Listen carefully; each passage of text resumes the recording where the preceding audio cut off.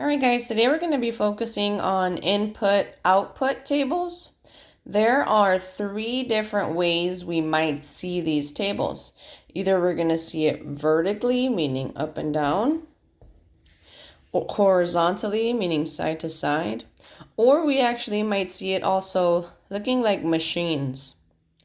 So let's go over the vertical form first. So when it comes to input-output tables, we have to look for the rule that is happening. So here, if I focus on this input-output table, I need to see what's happening from the 18 to the 9.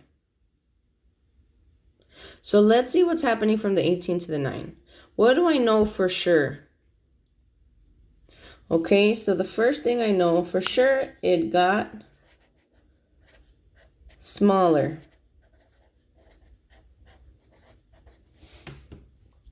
So if my number gets smaller, there's only two things I might do. Good.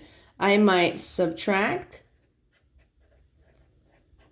or I might divide.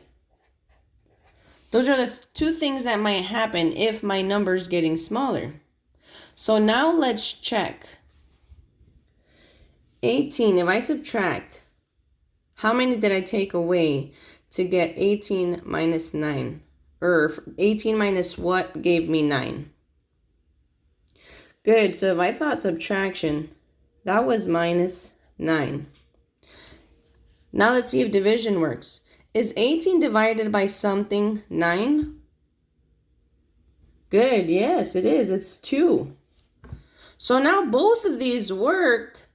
So now we have to make sure that it works for the rest of the table. So now let's look at the next one. What did I do to 20 to get to 11? Let's check subtract first.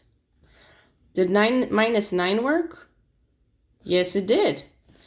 Did divide by 2 work?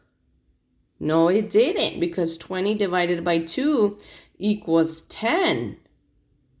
So I know this one didn't work, so this one can't be my rule. So now let's make sure that the whole thing works with minus 9. 22 minus 9, it's 13, so that worked. 24 minus 9 is 15, so that worked.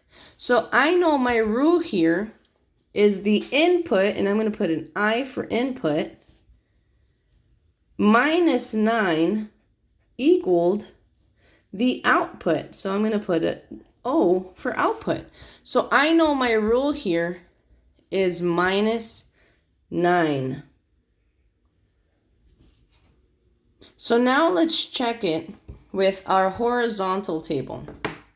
When you see a horizontal table, you're following the same steps. The first thing you want to see is what is happening. Whoops, sorry, that's supposed to be a 1. First step. The first thing you want to see is what's happening, but now it's not going side to side. Now it's going up to down. So I want to see what happened when it went from 3 to 12. Over here it went from 18 to 9, so I know it got smaller. I could only do two things if my number got smaller. That was either subtract or divide. In this case, my number got bigger, so I know for sure it got bigger. There are two operations that I might use here if it got bigger. Can you think of the two? Good. I'm either going to add or I'm going to multiply. And I want to check both. So let's check add. How many do I add to 3 to get to 12? Good, I have to add 9. So the first one would be plus 9. Now let's check with multiplication. What do I do to 3 to get to 12? Good, times 4. So now I want to see which one of these two rules works for my whole table. So going from the 5 to the 20, from the 6 to the 24 and the 10 to the 40. Let's see if adding 9 works for here. So 5 plus 9 is 14. This says 20. So that didn't work. 6 plus 9 is 15. That's 24. That didn't work. So I know it can't be plus 9. So now let's check times 4. 3 times 4, 12. 5 times 4, 20. 6 times 4, 24. 10 times 4, 40. So that worked. So I know this has to be my rule. So I know my input table, my input output table, the rule is my input times 4 is going to equal my output. And if I think of it as backwards from the 12 to the 3, then it'd be the opposite. What's the opposite of division? I'm sorry, I gave you the answer. What's the opposite of multiplication? You didn't hear that. You're right, it's division. So here it'd be backwards. The output divided by 4 equals the input. So for this one up here, what do you think it would be? What's the opposite of subtracting?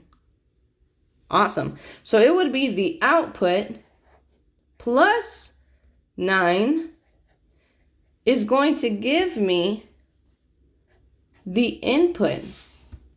So if I think of it backwards, it's going to be the opposite operation. So if I'm subtracting, the opposite would be adding. If I'm multiplying, the opposite would be dividing.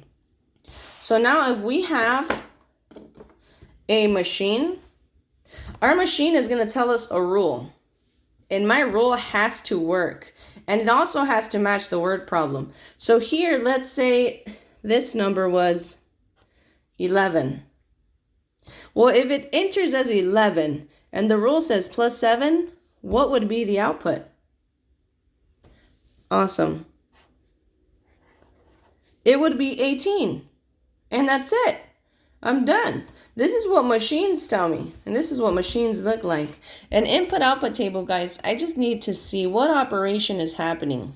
Going from the input to the output and going from the output to the input.